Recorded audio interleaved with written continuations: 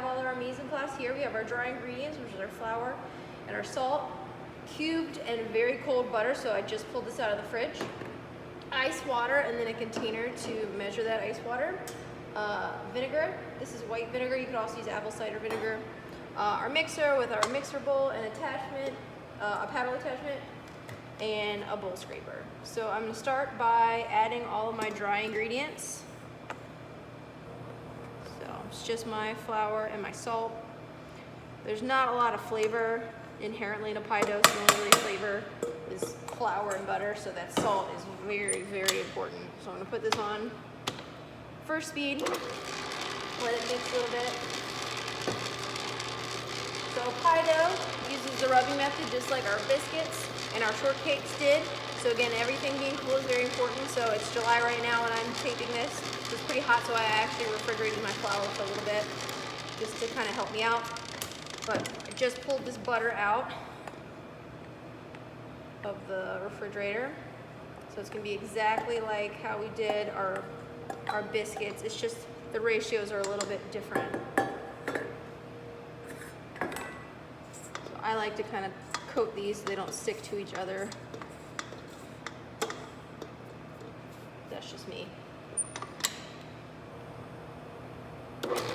Well, we're gonna let this go for a couple minutes, and we're looking for the same thing with those biscuits until we have like pea size with the most size pieces. And then in the meanwhile, our next step is going to be our liquid. So we have our vinegar, but we also have our water. So incredibly important that our water is ice cold. So you can see here I have some water with some ice in it that's been sitting here for a while, so the water is very cold. Obviously, this is a lot more water than I need. I'm going to need about 3 to 4 ounces. So when I'm getting close, I'm just going to pour this in. So really important, the hydration level is a lot lower for pie dough than it is for our biscuits that we made.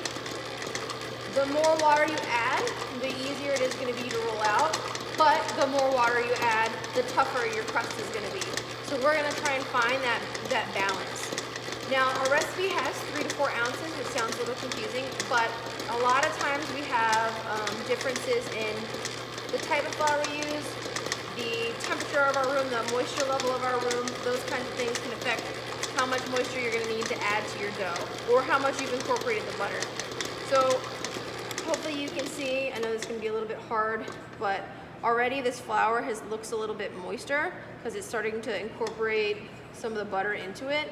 There are still chunks, but some of the butter has been moistened. So the more you moisten the flour with the butter, the less water you'll need. But also, if like today was a really humid day, there'd already be like a lot of great moisture just like existing in the flour, so you need less water. If you lived in the desert and it was really dry, you'd need more water. So that's why we say 3 to 4 ounces, so we can kind of judge it as we go. So I'm getting pretty close, so I'm going to go ahead and scale or measure out my water. So remember, with volume, we always want to get down low. And I don't want ice.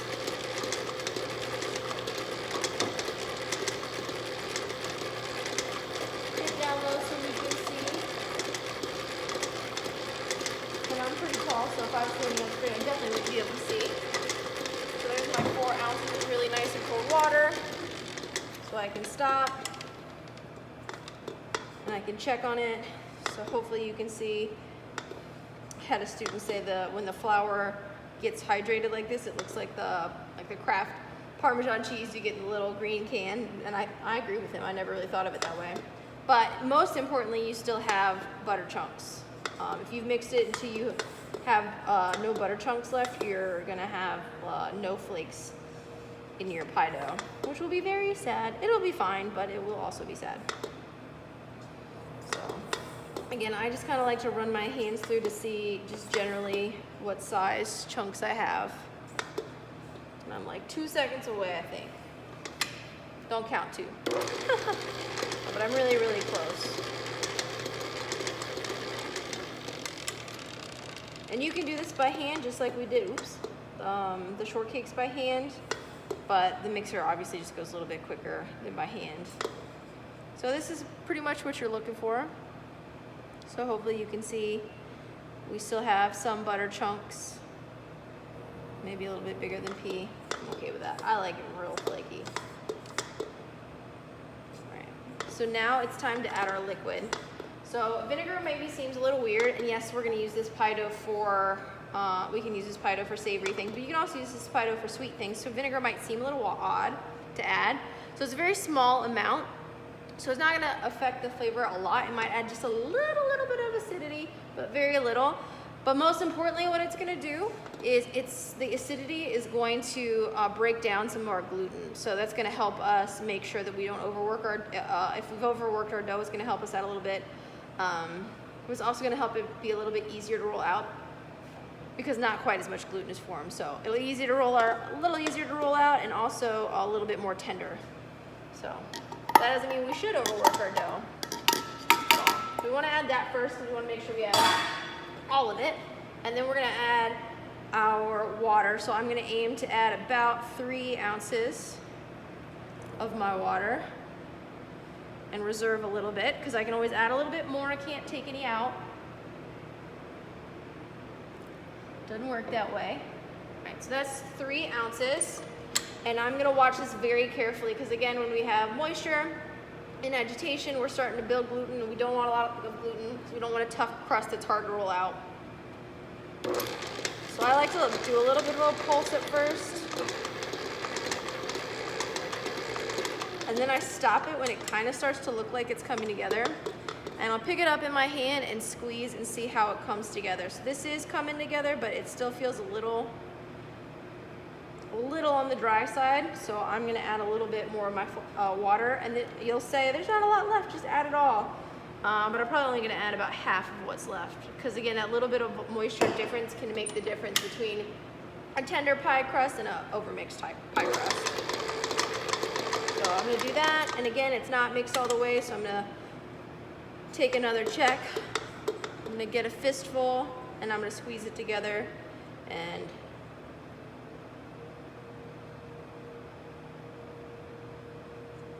I think that's all I need to add, so I'm not going to add the rest of my water. I'm also going to stop it here because I don't want to overmix my pie dough. Move this out of the way, and I'm going to turn this out onto my surface. You could flour this a little bit. I try not to add flour if I can because that can kind of screw up my hydration level a little bit. You know what? It's really hot today. I think I am going to have flour. Give me just 1 second.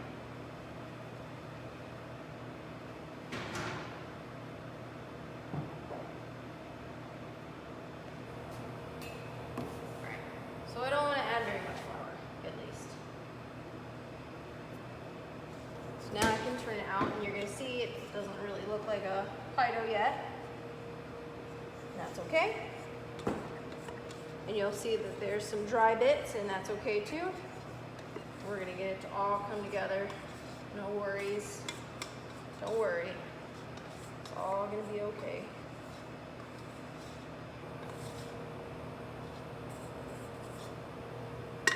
Alright, so what most people are gonna wanna do is kind of knead it, but the more we knead it, the more we're gonna work that gluten in. So actually what we're gonna do is kind of bring it together, and then we're gonna press it down into itself. And you can see just with that little bit of movement, it's definitely starting to form more of a dough. And then, just like we did with our biscuits, we're gonna fold it over itself and press it down again. If a little bit falls out, it's okay.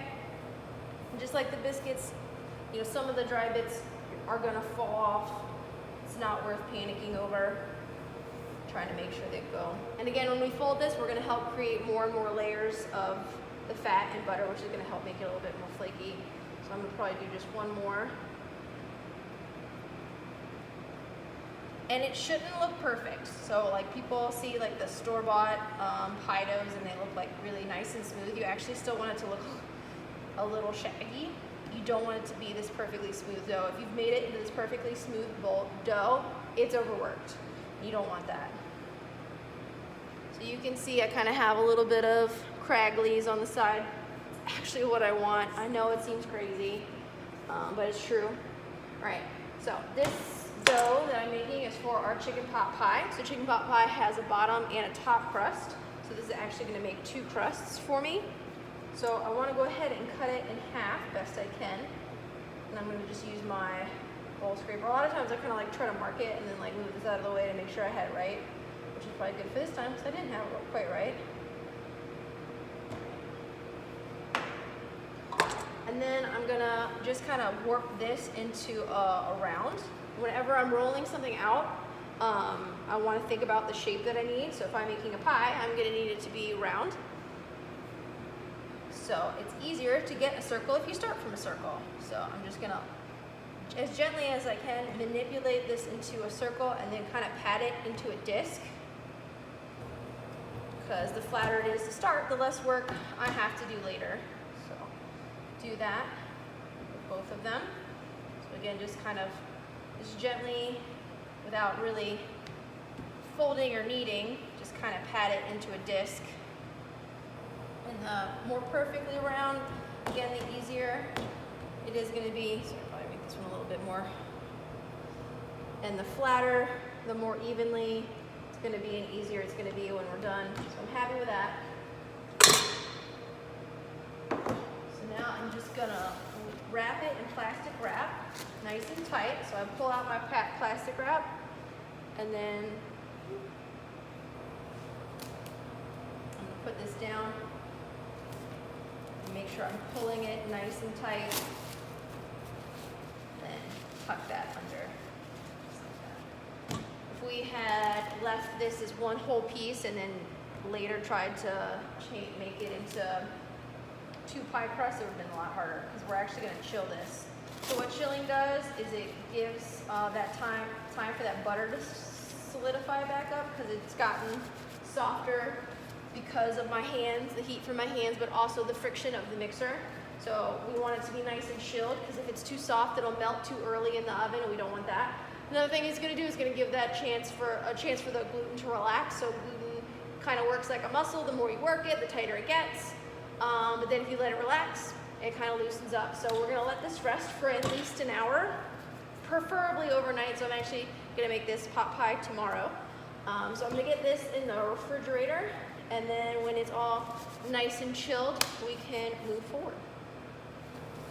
All right, so it's time to get started on our chicken pot pie filling. And I've done most of the mise en place, but I want to show you a couple of things first. So first is the chicken stock that I made yesterday. So yesterday I fabricated my chicken, and I showed you all that. And then I made that stock. So I want to show you something really interesting. So you see how our chicken stock is like, it looks like a jelly. If I hold it upside down, it doesn't, well, that part fell. But the rest of it stays there. That's a really good sign. It's a sign that you've done a really great chicken stock. So all the gelatin in the bones is like pulled out. It's actually what gelatin comes from. So if you're eating Jello or whatever, that actually comes from bones. Typically it's pork bones, but this is the same kind of concept. So anyway, I want to mise en place this, which is going to be a little funky. So I need a cup of my chicken stock, but it's, as you can see, it's gelatinous, so it's not going to be a perfect thing to scale. So what I'm going to do is I'm going to get it close to a cup. Oh, and it smells so good.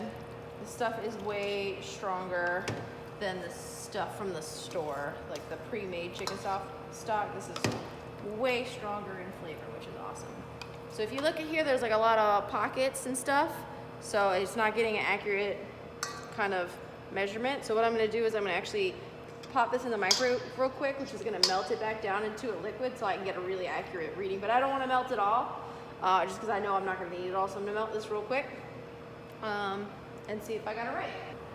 Okay, so it got it melted down, and I actually somehow did a little bit too much. So I'm just going to pour it back into this bowl. Down, lean over. Yeah, there we go. That looks good. And this can go back in the fridge, and actually probably what I'll do is I won't need this anytime soon. So what I'll do is I'll put this in a smaller container and after this video is over, and then I'll freeze it. So then I have it whenever I need it again. Chicken stock freezes really, really well. So I'm gonna get this in the fridge just so it can set back up, and then it'll go in the freezer later. Okay, the next step in my mise en place is I need to get some of my veggies and herbs prepped. So I am gonna start here with my carrots, and I need a cup of diced carrots. So I've already washed these, so I'm gonna peel them, and I'm just gonna take my peeler and rub it across just to pull off that peel. But remember, we said even though the texture is not awesome, that's why we peel it. There's a lot of flavor in there, so we can use this for our stock. So I have a little bowl here. I've already got some stuff going in here. I've got some thyme stems from when I did my fresh thyme over there, and some parsley stems as well. So this will be my bowl for my stock. So once this carrot is peeled, I can cut off the tip and the end. Oops, let me peel that side. Haha, just kidding.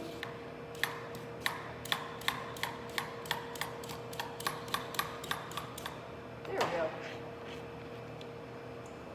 Get all that up. And I want these to be a pretty small dice. Again, pastry chef, not regular chef. I'm just going to show you kind of like loose rules, not like perfection. So I'm going to cut my carrot in half. Remember, whenever you're working with something that's round, you want to get to a flat surface. It's always safer than cutting something round. And then what I like to do is, the carrot gets fat and then thin, so I like to cut it, depending on the size of the carrot, into smaller chunks. So like this one, I'll cut it in half. But then this one, I'll cut into thirds. So it'll be about the same size. And then I can line them all. Remember our bear claw, so we turn our fingers so that our knife rubs against the flat part of our fingers. It's not chopping our fingers off. And I'm just gonna dice this up. You do want to make sure you're getting as close to the same size as you can, so that it cooks nice and evenly. So again, this one I'll do in half. This one I'll do in thirds. Get my bear claw back.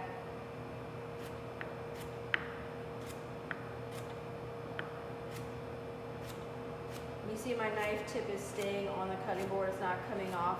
That's another really important tip. It's both safer and more consistent that way. And you have a lot more control. So let's see, I needed a cup of carrots. Let's see if I got it out of one. Doesn't look like it. Looks like I will need that other carrot, which is perfectly fine because I already washed it. So again, I just peel it. Flip it over this time since I forgot to last time.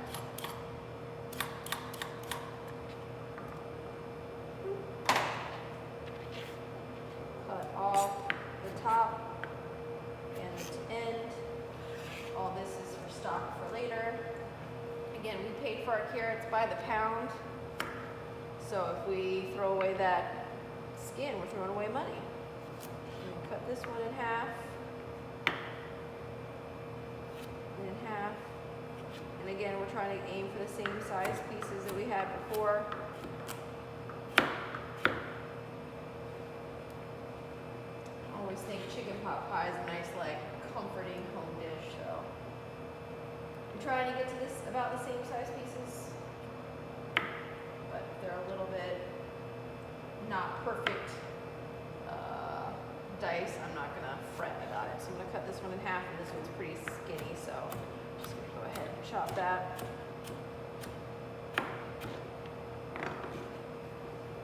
Alright, perfect. So I've got my cup of carrots ready to go. So I can put that into my veggies bowl.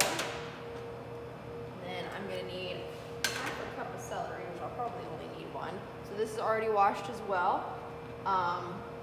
I'm going to cut off the top, and usually these are nice and pretty and fresh, but for whatever reason my refrigerator here is getting really cold and starting to freeze stuff, so it's why it looks really wilty and weird. This is totally edible. You can use this for a lot of things, but especially because this doesn't look as pretty as it should, it's going to go into stock. Same thing with the end. And I want these to be similar in size to my carrots, so I'm just gonna cut that in half. Then I'm gonna slice these up as well, making sure I do my bear claw so I don't cut my fingers off. Because that would suck. Oops. Again, for me, this is a very rustic dish, and I find like it has some character to have a little bit of different sizes and stuff, but not drastically different. Like if you had itty bitty ones and giant ones, then you would end up not cooking it really well. So it's like a little neat part of my other piece of celery. So again, cutting off either end, not wasting this, goes into my stockpile. I'm gonna slice this in half.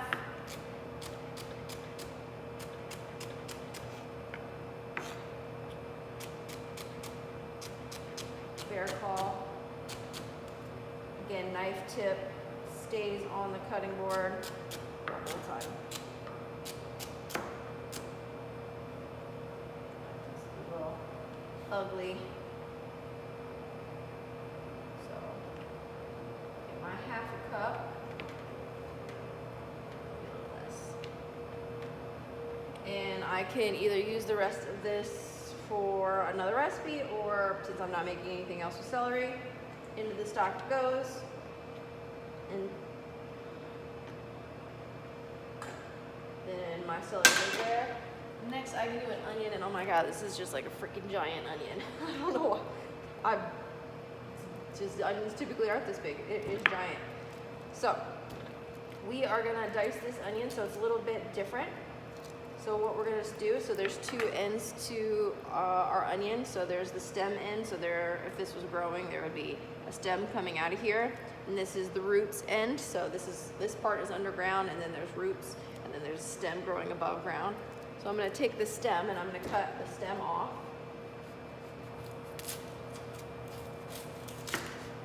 Which creates that flat edge for me. Again, this all has flavor, so it goes in the stock. So now I have my flat edge. So I'm going to cut this in half now. Set that aside because I definitely won't need it all. So then I'm going to peel it now. It's way easier to peel it once you cut it in half versus trying to peel it when it's whole.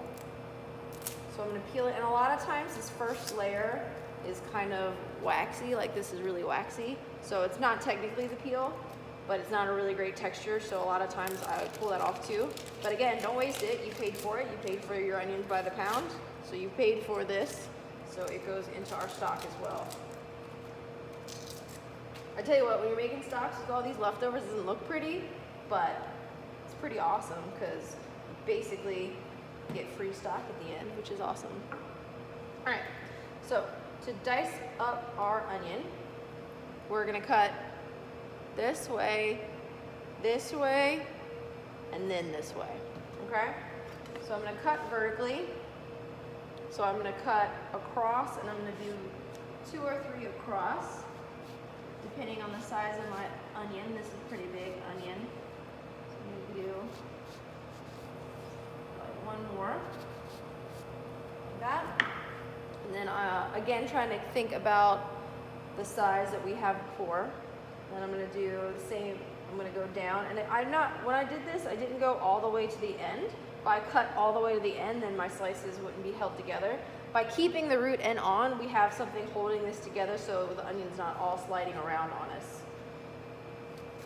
So I'm going to cut all basically to the stem this way as well. And a couple pieces are coming out, and that's all right.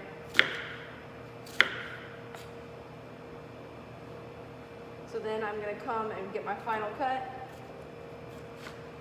Just go straight down, get my bear claw, just like that. Again, we want the same, just kind of came off a little early.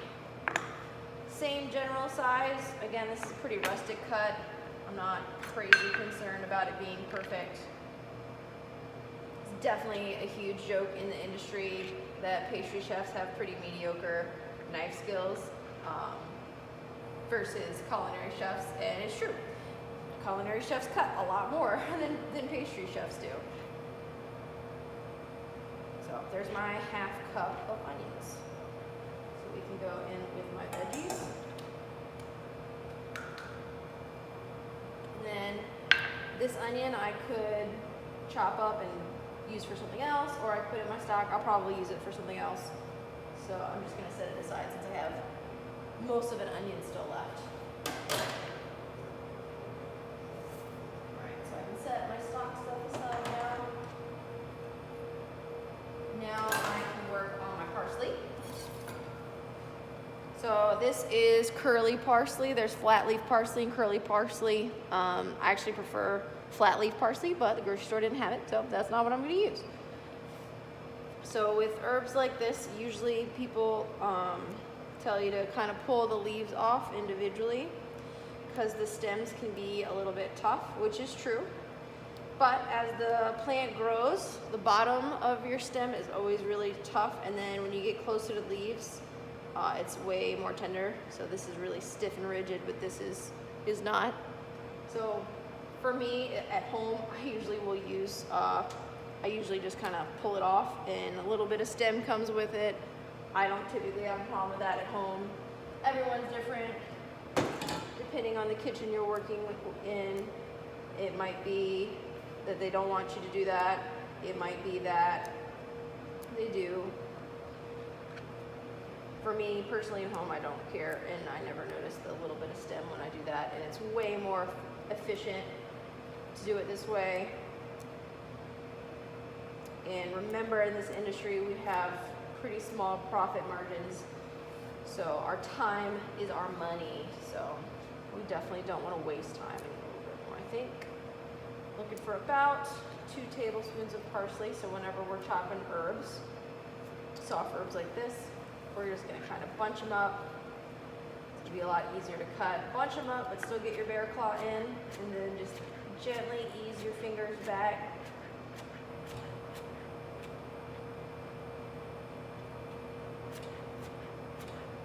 And again, my knife tip is staying on my cutting board, and now that I've gotten it kind of generally chopped through, I'm going to come thumb here, finger here, right? Hand on the top of my knife, keeping my fingers out, and my knife tip on the cutting board. Now we're going to throw your fingers in.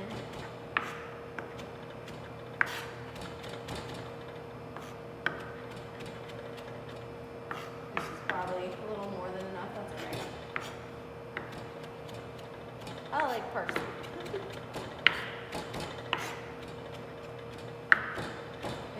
How fine you chop top, this is kind of up to what you want the finished product to look like. So for me, that looks good, and it's probably a little bit more than 2 tablespoons, but I don't do that. I like the freshness that it'll add. And this parsley I can save, the rest of this parsley I can save and use for another dish, or I actually know that I don't need parsley for anything else, so it's going into my stock. Again, don't waste anything. We paid money for it, don't throw it away, because then you're throwing away money. And we do not want to throw away, who wants to throw away money? That's crazy. Don't do that.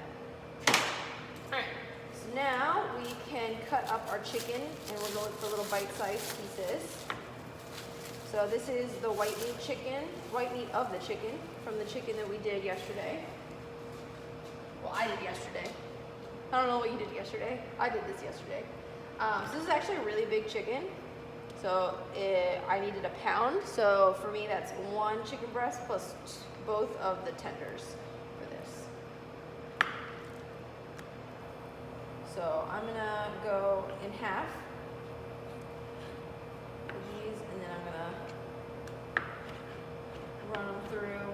Again, you want nice little bite-sized pieces.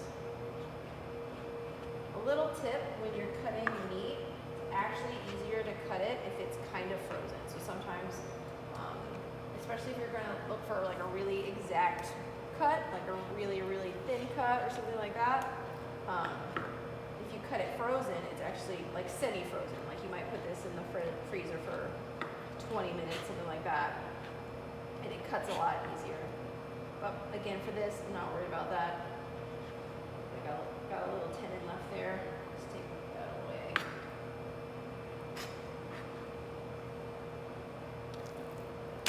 And then I'll cut this big old chicken breast into strips. And probably some of these strips in the center I'm gonna have to cut in half the other way because they're gonna be too thick.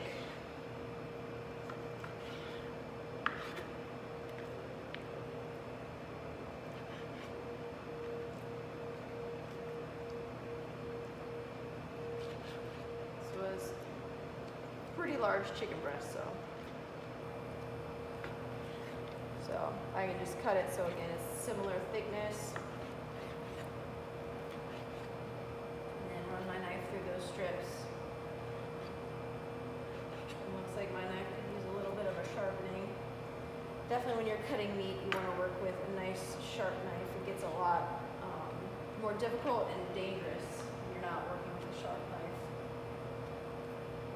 People think that sharp knives are dangerous, but they're actually not. Dull knife is way more dangerous than a sharp knife. The reason is with a dull knife, you have to push really, really hard to get through, and then you can lose control really easily. Alright, so grab these in some little strips. Same thing, just cut these. Chicken is a really awesome meat to work with. It's pretty neutral. You can just do so many things with it. I really like working with chicken.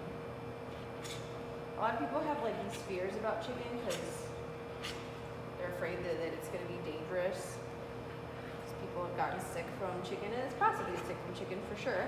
But if you cook it to the right temperature, it's really, really difficult to get sick from chicken. So it's really like the only trick that you need is to cook it to the right internal temperature, which is 165 degrees for 15 seconds. Now with this, we're not even going to have to worry about it because we're going to cook the chicken until it's done. Here on the stove, and then we're going to put it in our pie and we're going to cook it again. We're not going to have to worry about our chicken being undercooked at all. And luckily, chicken has, other than taking its temperature, it also can show us that it's all the way cooked because it changes in color. So if it's still pink in the center, it's not cooked. Alright. This is all of our mise en place, all ready to go. But now that I have touched chicken, I'm going to stop, wash my hands, clean my station down where I had my chicken, and then we can start to make this filling. All right, so it's time to make the pot pie filling. In this pan, I have my butter, which is already melted, and now I'm gonna go ahead and get my chicken and my veggies cooking. So I'm gonna go ahead and add all my chicken.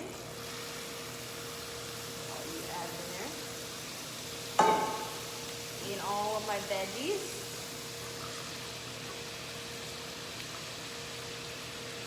So in French, they refer to this veggie mixture of carrots, celery, and onion as mirepoix. And it's the basis for a lot of dishes. And then I'm also going to add my seasoning. So I have garlic powder, salt, thyme, and black pepper in here. And I'll definitely still be sure to, when I'm done, to taste it for seasoning. So all I'm going to do now is I'm going to cook this for a couple of minutes until my chicken is cooked all the way through. You can already see that it's starting to turn opaque. So it's not pink anymore, it's turning white. You can see it's pink on the back still. Sorry, I just saw my cords in the way. Oopsie. Anyway, just keep on cooking until the chicken has turned into completely white. That means it's cooked all the way through. And also what's going to happen is our veggies are going to soften. We don't want crunchy veggies in our pot pie. And if they grab a little color, that's awesome too, because that's just more complex flavor. So this is going to take a couple of minutes, and when it's done, I will show you what it looks like.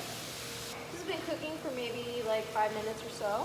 And my veggies are getting soft, which is exactly what I want. And more importantly, my chicken is cooked all the way through. So what I like to do to kind of test it is I'll just take my spatula or spoon or whatever I'm cooking with and kind of break one in half and then take a peek on what's happening inside. And I try to pick, you know, I did kind of rustic cut on these, so some of them are bigger than others. So I just make sure I pick one of the bigger ones, not one of the smaller ones, because the bigger ones are going to take longer to cook.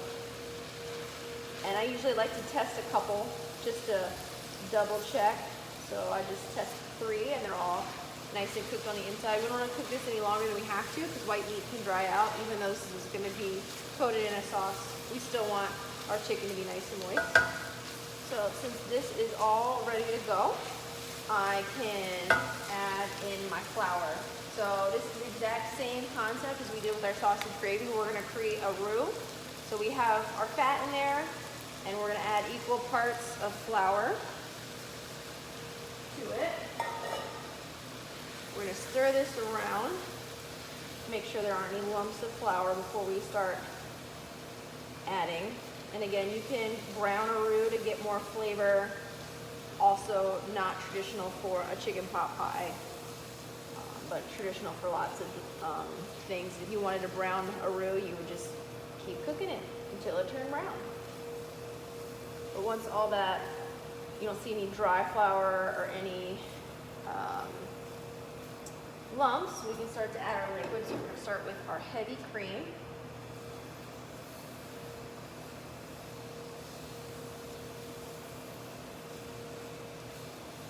You're going to see it as it starts to come to a boil, it's going to really thicken quickly. Get all that in there, and then we go in with our chicken stock.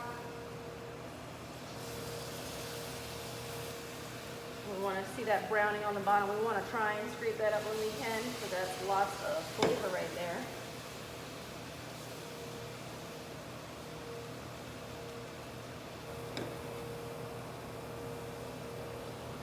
Add all that. We're just going to cook this until it's a little thick. This is going to be much, much thicker than the sausage gravy that we made.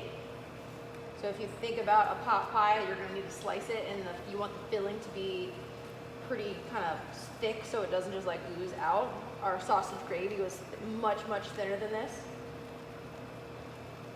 So we're just going to cook this for a couple minutes until it gets a little bit thicker. And then we can finish it off. So our filling has thickened really nicely, so you can see when I pull my spoon through or my spatula through that it's crazy thick. It's not like rushing back in. So that is what we want. So we're going to turn off the heat. Off the heat. Be careful whenever you're working with a metal table, that heat is going into my table, so I want to definitely make sure I'm not touching my table later, because there's going to be a lot of heat in there.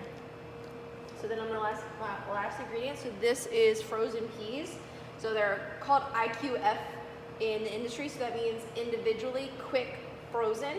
So what they do is they take peas, for example, but you can do it with any fruit or vegetable, lay them out on a flat layer, blast freeze them, and then package them. So that way when you get them, they're not like in this giant lump.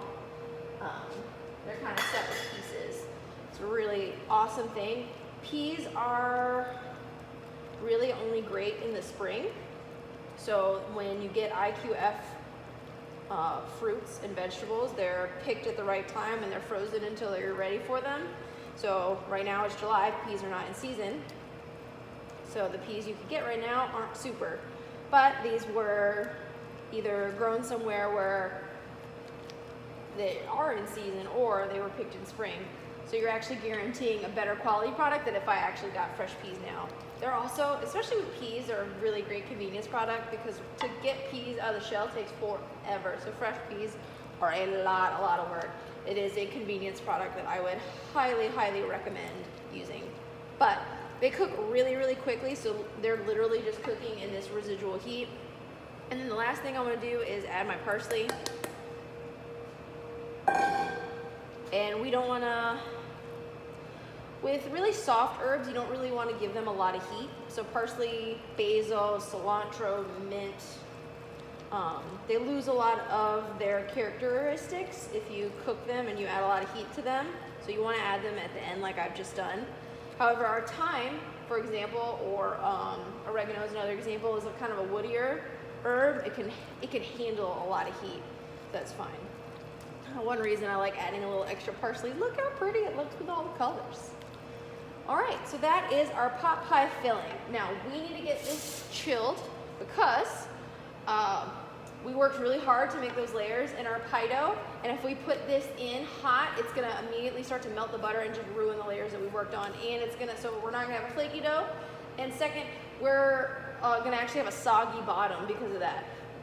These are things that we want, especially because we worked hard on that filling, so we are gonna chill this down completely. So I'm gonna take it out of the pan. This metal holds onto a lot of heat, and this pan is really hot, so it'll take a really long time to cool down if I leave it in this pan. Remember, time is money. And I could tip this over, but honestly, the pan's really heavy. So I'm just gonna do it this way. But it's also safer. We don't want food to be in our temperature danger zone too long. 135 to 41 degrees, 41 to 135 degrees. Why did I say it backwards? Anyway, we don't want it to be in that temperature danger zone too long. It's not very safe. So there's a lot of things that we can do to cool stuff down quickly to keep it safe. One of those things is like exactly what I'm doing here, and that's moving it into a different container and getting it spread out. So by spreading it out like this, I'm giving it a lot more surface area, so it's gonna cool really, really fast. Another thing I could do is I could get another, remember this is called a hotel pan, and get another hotel pan, put ice in it, and then sit this on top, which is actually probably what I'm gonna do here in a second, just to really quick cool it down. Also in the industry, a lot of places are getting blast chillers, and they're designed to cool stuff down quickly. So refrigerators are designed to hold things cold. They're not designed to chill things. So if I put this in my refrigerator, what it's actually going to do is raise the temperature of my refrigerator and make everything in there risk becoming unsafe, and overwork my refrigerator, and maybe I'll have to replace it sooner, which I don't want to do that because that's expensive. So I want to get it chilled down before I get it into the fridge. But you can use blast chillers. That's what they're designed for, is to chill down hot food. We don't have one here, but they're getting more and more popular. So I'm actually gonna get this on an ice bath, let it get completely cool. And in the meantime, I can go ahead and start rolling out my pie dough. So you see I have ice in here. It's mostly ice with just a little bit of water. It actually is way more efficient to add water than to just add ice, because if you just add ice, it's only gonna touch in like a couple little spots, but by adding water, it touches the entire surface. So I'm gonna just set this like that so it's on the surface. I might even change that because this is still really hot, so I might have to add some more ice, but this will chill down really quickly this way. Okay, so it's time to roll out our pie dough. So I'm gonna get a little bit of flour on the work surface. So remember, we spread out flour really, really well with a flick of a wrist versus sprinkling. We flick our wrist, we get a lot more even coverage, which means we have to use less flour, which not only is cost effective, it's better for our final product. So, got my flour down, and now I'm gonna get one of my pie crusts. Remember, when we made the pie dough, we separated it in two for the bottom crust and the top crust. We'll grab one of them, and we didn't weigh them when we did it, so I just picked for the bottom. If there's like one that's like a little bit bigger looking than the other, I usually pick the bigger one for the bottom, because you actually need a little bit more crust on the bottom.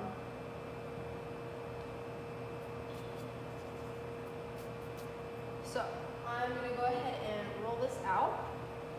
And this is cold, so it's gonna go a little slow, and that's okay. So I roll it out a little bit, and then I turn it a quarter turn. Roll out a little bit,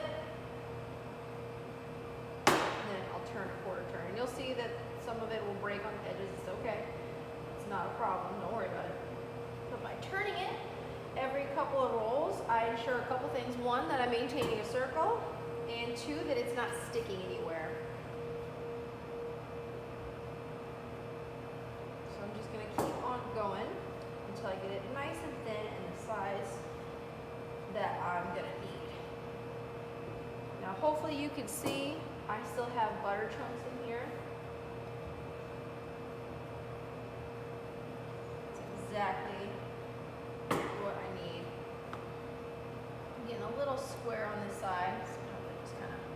centrifuge it a little bit.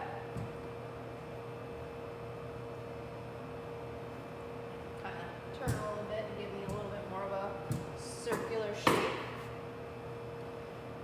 And I'm going to keep rolling it until I get to the right size. And you see how it's stuck a little bit, like a little bit of that butter kind of hit the table. By me turning it, I feel when it sticks immediately because I'm turning it, you know, every couple seconds versus it sticking immediately and then I don't move it, and then at the end when I try to pick it up, it's stuck and I can't get it off. If you catch it right when it starts to stick, it's not at all a problem.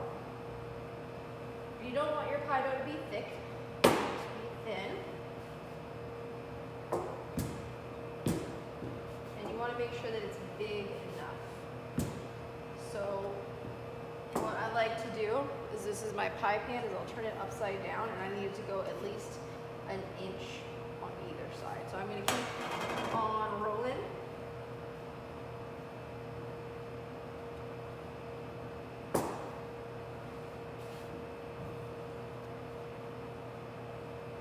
So I have that. Probably about there. Yep, I'm pretty close.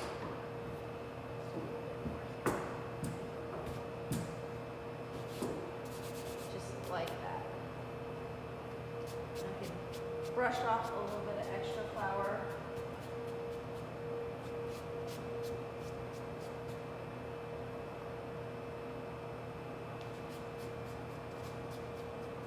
Pastry brush would do really well for this as well. Well, my hand's right here.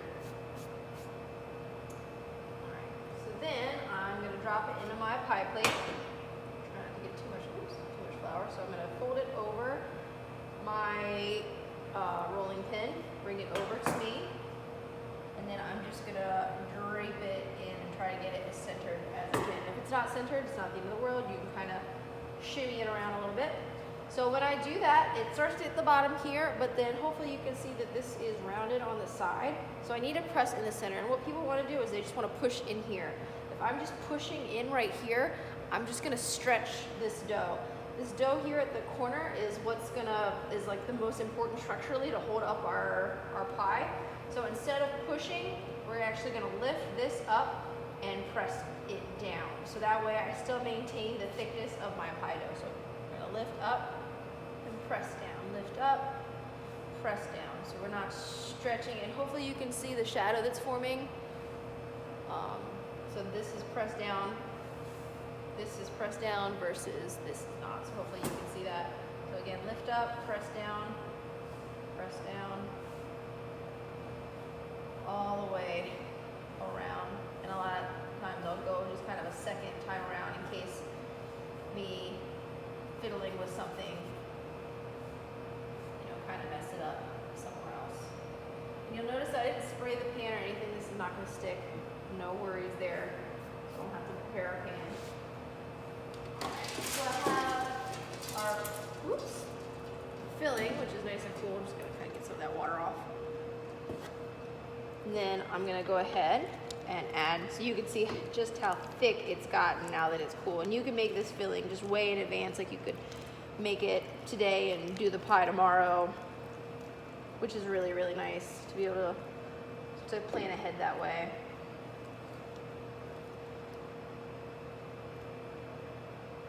Whoops, get in there, filling. And when you see this thickness, it's definitely like a great reassurance that once this is baked, it's gonna hold its shape really, really nicely. And I realized that off camera, I tasted this filling. It's really important that you taste it before you put it into the pie, because you can't season it once it's in the pie. It's too late. So do make sure that you taste it.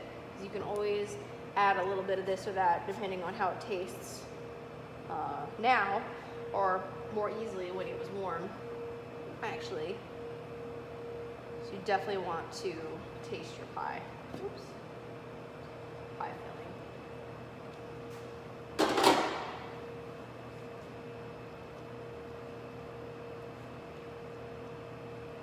All right, then we're just spread this out until it's a nice and even layer. We want it to bake evenly. We want it to look nice and even and pretty as well. All that is very important to our final product. So if it doesn't look pretty, if it looks sloppy, nobody's gonna buy it.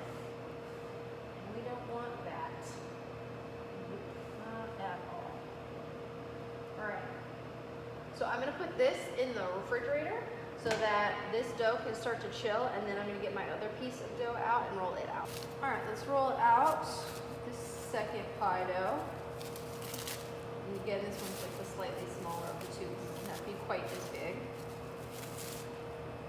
I'm actually gonna put down a little bit more flour. I still have flour out, so I'm just gonna put a little bit more. And a little bit on top. Again, I don't wanna work a ton. And then I'm gonna roll it out. Now I took this pie dough, both pie doughs, and I let it sit out at room temperature for about 10 minutes, just so it's a little bit easier to roll than if it was straight out of the refrigerator. So again, like I just felt it sticking there. Again, by turning it, I prevent that from continuing. So I'm just gonna keep going until I get it big enough to fit over my pie, as well as thin enough, because you don't want it to be like this is really thick right now. You want it to be nice and thin. And once these are done, they have to chill. So same thing we kept saying with our pie dough is it needs to be cold to retain those layers. If our pie crust is hot or warm, the butter is going to melt too quickly before the gluten starts to set. And then it's just going to kind of melt into the dough and become one whole cohesive thing, which is not what we want. We want it to be melting right when this gluten started to set, so you'll have this fat surrounded by dough, and as the fat melts, it creates steam, and that steam takes that dough and just expands it, and that's going to give us those nice flaky layers that we love about our pie crusts.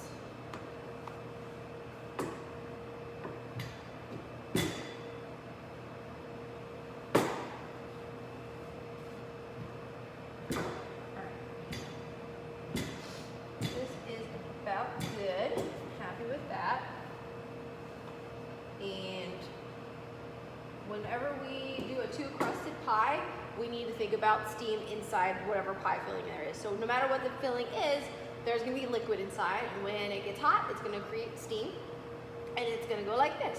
So we want to create vents, so spots in the top crust for that steam to escape. Because if we don't, a couple things are going to happen. Number one, the steam is going to get trapped, and it's going to cross parts of your top dough to become really soggy. Or number two, it's just going to split wherever it wants to, because eventually that steam's just going to have to get out, and it's not going to be very pretty. So we do want to make sure that we have some sort of openings for those steams to escape. So there's a couple of ways that you can do this. One way is with some sort of cutter, so I just grabbed a little flour cutter to use. Another way is with a paring knife, and you could do little slits. So I'm going to do a combination. You can do whatever you want, whatever you think looks pretty. So I'm going to do just one in the center of my pie, but you could do like this, and you could do small ones. You just want it to be consistent. One is not enough. So if I do this, I'm still gonna have to do some slits. So I'm gonna get this in the center, and I'm gonna press it down. Now, whenever you're using a cutter, it's much easier to do it before you put it on the pie, because you have something to press against your surface, as opposed to like trying to press against the soft filling once you put it over the pie. But slashing is actually better when it's on the pie, because if I slash and I try to pick it up, the slash tends to stretch and get like weird. So I don't want to do that yet. So I'm going to stop right there, and I'm going to go grab my pie from the fridge.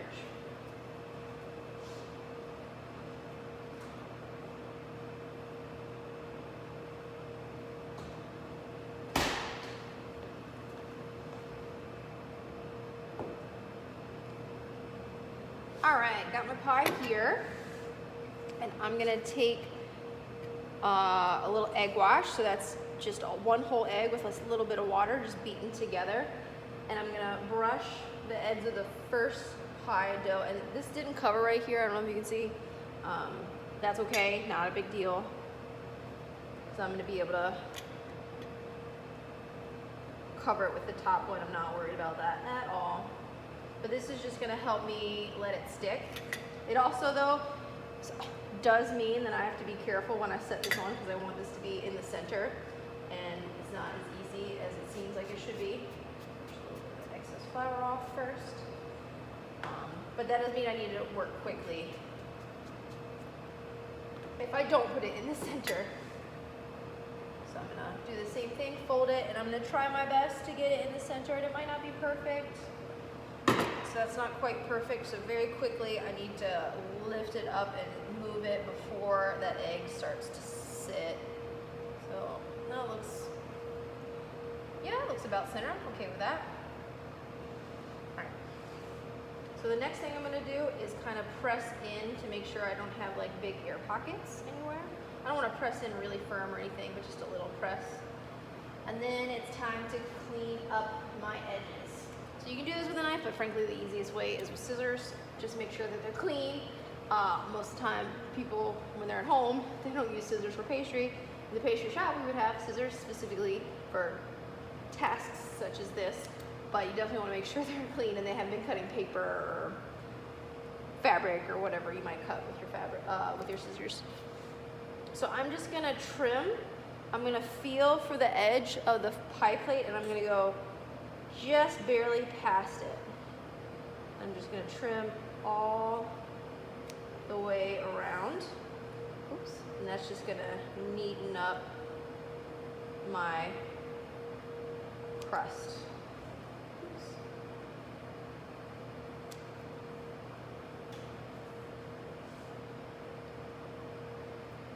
And you don't have to waste these scraps of pie dough. You can save them. You can bake them off separately, and then you could use them in like an ice cream. You can make like apple pie ice cream or something like that, because this pie dough is just pie dough. I've used this exact same recipe for many sweet pies. It's not a savory pie dough. I haven't added any herbs or spices that would make it savory.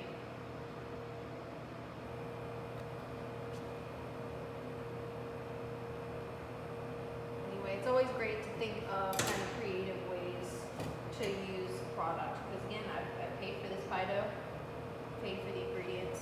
So I'm just double checking to make sure it feels even with the edge. A little bit more off here. It doesn't have to be perfect, but you don't want it to be too wonky. All right, so now I'm gonna take this edge and I'm gonna fold it under, because this cut edge isn't particularly pretty. So I'm gonna take it and I'm gonna roll it under all the way around. But when I'm rolling under, I wanna make sure whatever the crust that I'm rolling over is sitting on the edge of the pie pan.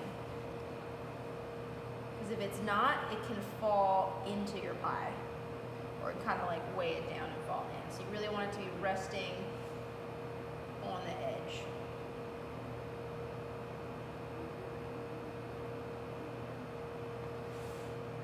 All the way around the pie. And there's a lot of ways that people finish their pies. I'm going to show you the kind of traditional crimp, but there's lots and lots of ways to finish a pie. Like some people will take something they've cut out and put it over the top. You just have to be careful. You would cut, if you did that, you would trim a lot more than I did, because otherwise it'd be really, really thick dough. It would just never bake all the way through. So then I'm just going to go through, make sure it looks as even as possible before I go ahead and crimp it. Cool.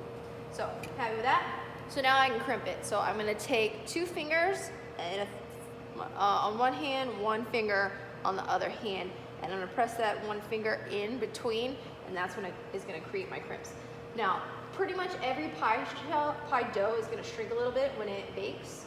So whenever I crimp, I make it a lot more exaggerated and then I want it to end up being. So if I just did like a little crimp, this could actually straighten out so much that you can't really notice that it's not crimped. And my fingernails are embarrassingly too long because it's the summer.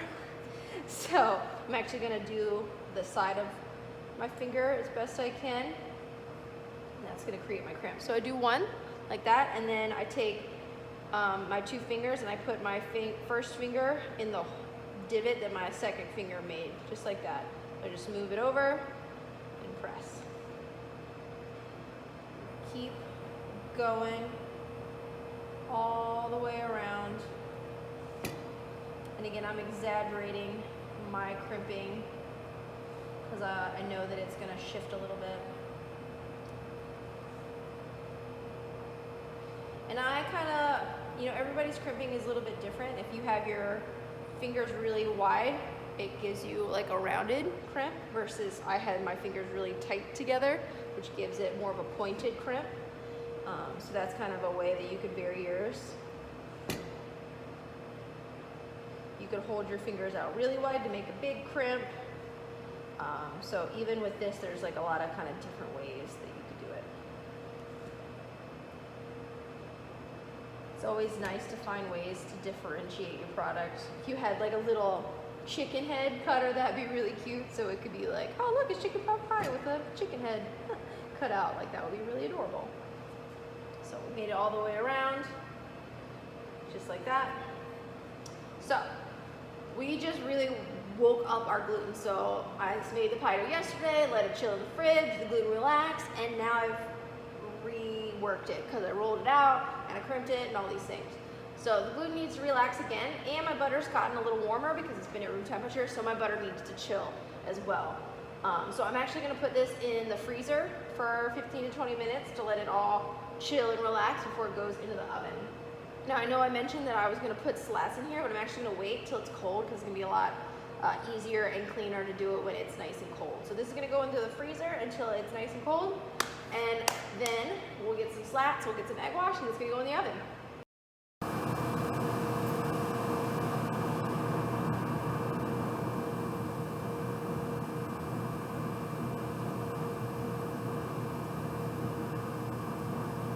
Okay, so it's been about 20 minutes, and you can see that this has gotten much firmer, which is exactly what we're looking for. So I'm going to go ahead and cut my slats in now, and I kind of want to make them evenly spaced. So I'm going to use what I use as my cutout as kind of a guide, and I'm just using this paring knife, and I'm just going to cut all the way through, and then I kind of like to wiggle my knife a little bit just to make sure it's open. I'll turn it around, do one on the opposite side, try to make it about the same length. Again, just wiggle it just to make sure it's nice and open. Maybe I'll do one at each petal. You want to make sure whatever openings you're putting in your pie that you're spacing them out. One year I had students who made this. It was super cute before it was baked. It was like a shooting star, so it was a star and then lines.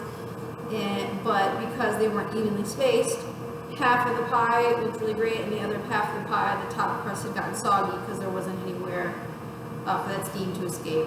So you definitely want to think about that. And then that's enough, but I think I might just, for like aesthetic reasons, add little slits in between, just because I think it'll look cute. These little ones aren't that important.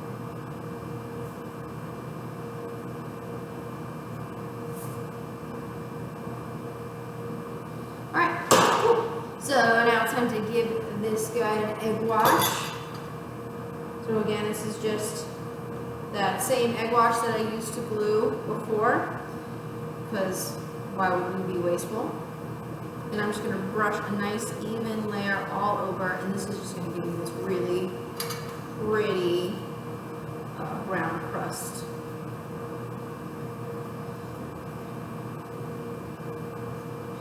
And then we want to make sure we're doing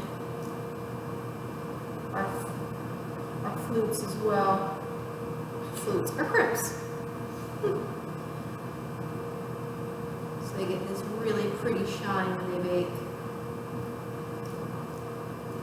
You want to make sure you kind of go around and don't have any egg pooling anywhere, because you can kind of get a little bit of an eggy flavor, which maybe wouldn't be the end of the world with a pie like this, but if it was a sweet pie, you definitely want that. And with these natural hair bristles, every once in a while, one will come off. So you just want to be mindful of that. So I always take a look and I'm really careful to make sure I'm watching, paying attention when I use these. It's one of those, you know, tricky things where this works way better than a silicone brush, because a silicone brush is really thick one that it's not as easy to use, but it can fall out and then someone can be like, oh, there's a hair in my pie. Well, really, it's part of the equipment. It's still not awesome. It's still a physical contaminant, but it's less bad than a human hair. And then I'm going to go just back through it and make sure I don't have egg kind of clogging up my steam vents. Because if it is, it'll just cook and be cooked egg that doesn't allow your steam vent to actually work. So just want to open them back up again.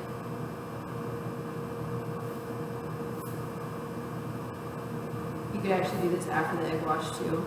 Either way is fine. Great.